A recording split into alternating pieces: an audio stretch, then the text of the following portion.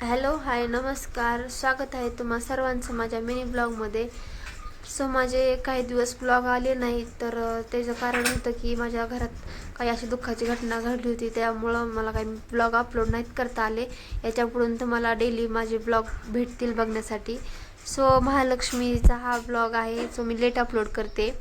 मी घराला इकडे पडदे वगैरे लावून घेतले, तर गौराई आल्या म्हटल्यावर लहान लेकरांचं तर पहिल्यांदा चालू होत असतं फिरणं. आणि आज गौराईंना जेवू घालायचं होतं म्हणून मी केळीची पानं आणली होते.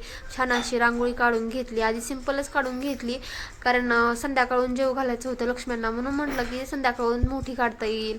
मग सकाळून अशी सिंपल रांगोळी काढून घेतली आणि मग मी सडा वगैरे सारवून घेतला आणि मग नंतर 4 वाजताच्या नंतर मी चांगली रांगोळी काढायला घेतली. तर माझी रांगोळी काढून तयार झालेली आहे.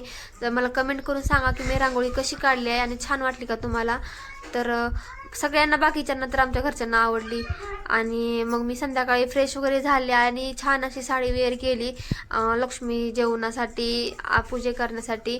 आमची पूजा वगैरे झाली आणि मग संध्याकाळी सगळेजण मिळून जेवण करत बसलो आम्ही गौराईच्या समोरच. पहिल्यांदा आमच्या घरचे जेंट्स वगैरे जेवण घेतले आणि नंतर आम्ही सगळ्या बायका बसलो जेवणासाठी. जेवण झाल्यानंतर एक छान असा पानाचा विडा खाऊन घेतला, कारण आज त्याचा मानच आहे. भेटू उद्या.